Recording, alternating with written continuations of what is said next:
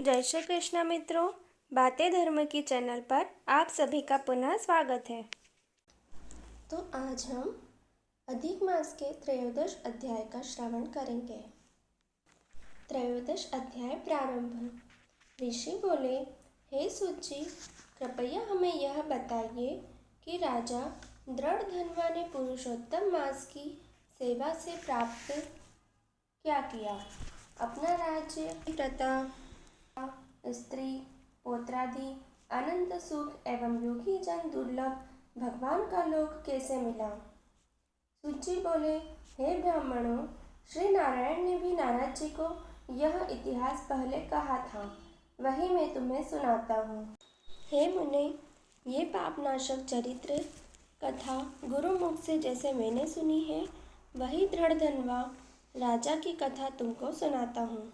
श्री नारायण बोले, हे नारद, राजा दृढ़धन्वा की गंगा समान पवित्र पुरानी कथा तुम सुनो।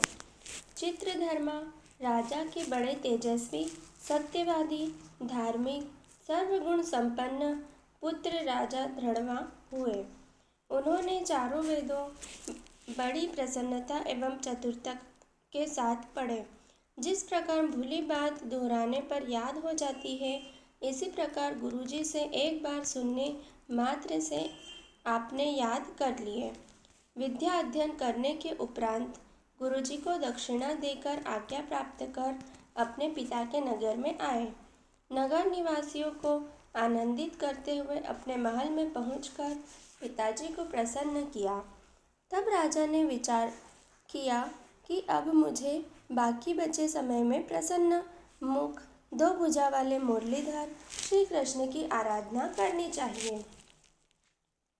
इसलिए मुझे भी वन में जाकर श्री हरि भगवान की सेवा करनी चाहिए और घर, धन, स्त्री, पुत्र आदि के प्रेम पाश को काटना चाहिए।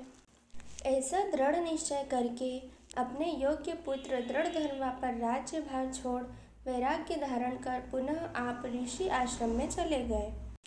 वहां जाकर निराहार रह सब कामनाएं छोड़कर राजा ने मन में श्री कृष्ण का ध्यान करते हुए तपस्या प्रारंभ की तथा राजा चित्रधर्मा तपस्या करते करते बैकुंठ को प्राप्त हुए। राजा दृढ़धन्वा ने पिता के बैकुंठवास के समाचार को सुना। पिता भक्त महाराजा दृढ़धन्वा ने हर्ष एवं शोक में विद्वानों के कथानुसार पिता का क्रियाकर्म किया। पवित्र नगर पुष्करावर्तक में नीति शास्त्र में निपुण राजा राज्य करने लगा। उनकी सुंदर स्वभाव वाली विदर्भ देश के राजा की पुत्री गुण सुंदरी नाम की धर्मपत्नी थी। उसने 4 सुंदर चतुर पुत्र उत्पन्न किए तथा चारुमती नाम की एक कन्या उत्पन्न की। उनके चारों पुत्र माननीय शूरवीर थे। चित्रवाक, चित्रवाह, मणिमान, चित्रकुंडल उनके नाम थे। श्री नारायण बोले, एक दिन रात्रि में सोते समय राजा विचार करने लगा कि यह सब सुख किस बड़े पुण्य का फल है। मैंने कोई तप नहीं किया, न दान किया, न कोई हवन ही किया। इस समय इसके पास जाकर अपने भाग्य का कारण जानूं।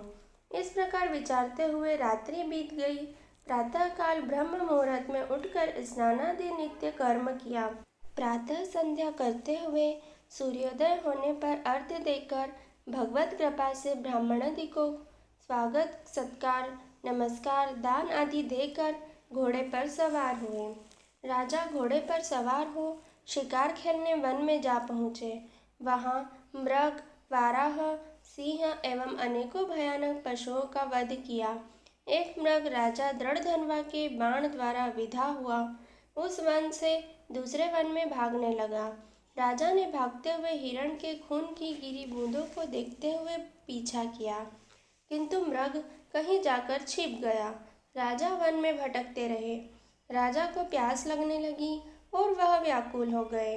जल की खोज करने पर उन्हें एक बड़ा सा सरोवर दिखाई दिया। वहां जाकर जल पिया और फिर किनारे पर जा बैठे। राजा ने वहां एक बड़ का पेड़ देखा। उस पेड़ से घोड़े को बांधकर राजा बैठ गए। उसी पेड़ पर एक तोता आकर बैठ गया। वह तोता बोलने लगा कि इस संसार में अनेकों सुख हैं, उन्हें देखकर तू परम तत्व का विचार नहीं करता है, तब भला इस संसार को कैसे पार करोगे। राजा के सामने वह कई बार इसी प्रकार कहने लगा, जिसे सुन राजा प्रसन्न एवं मोहित हुए। राजा विचार करने लगे कि यह तोता नारियल के समान अगम्य सारपूर्ण श्लोक को बार बार बोलकर क्या कह रहा है। यह श्री वेद व्यास जी के पुत्र श्री सुखदेव जी हैं क्या, जो संसार में डूबे मुझ जैसे मूर्ख को चेतावनी दे रहे हैं। इस प्रकार राजा विचारने लगे। इतने में वहां शिकार में बिछुड़ी सेना भी आ गई। तोता राजा को ज्ञान देकर उड़ गया। राजा भी तोते के वचन को याद करते हुए अपने नगर में आ गए। चिंता में डूबे राजा ने खाना पीना, बोलना सोना सब छोड़ दिया। तब राजा के पास एकांत में आकर रानी ने पूछा। गुण सुंदरी बोली, हे राजन, आप इस प्रकार की उदासी कहाँ से ले आए हैं। उठिए, बातचीत करिए, सुख भोगिए। रानी के बार बार अनुनय करने पर भी राजा ने कोई जवाब नहीं दिया, क्योंकि राजा तो बार बार तोते के देवताओं के भी समझ में न आने वाले सार गर्भित वचन याद करते थे। रानी ने राजा की यह दशा देखकर लंबी श्वास छोड़ी और बड़ी दुखी हुई, किंतु सोचने पर भी पति की चिंता का कारण न समझ सकी। राजा को भी इस प्रकार सोचते हुए बहुत सा समय बीत गया तथा इस दशा से उभरने का कोई मार्ग नहीं दिखा। नारद जी बोले, हे मुने, चिंता में प्रसिद्ध राजा दृढ़ धनवा की कथा सुनाइए। इति श्री ब्रह्मांडीय पुराणे पुरुषोत्तम महात्म्ये श्री नारद संवादे धन्वोपाख्याने दृढ़ बंधनोमानः खेदो नाम 13 अध्याय संपूर्णम। तो मित्रों, इसी प्रकार आज का दान, त्रयोदशी तिथिया का दान गरुड़ जी की घंटी है। आज के दिन हमें घंटी का दान करना चाहिए। अधिक मास की आगे की कथा श्रवण करने के लिए आप मेरे चैनल बातें धर्म की को like, comment and share and subscribe जरूर करें। धन्यवाद। जय श्री कृष्ण।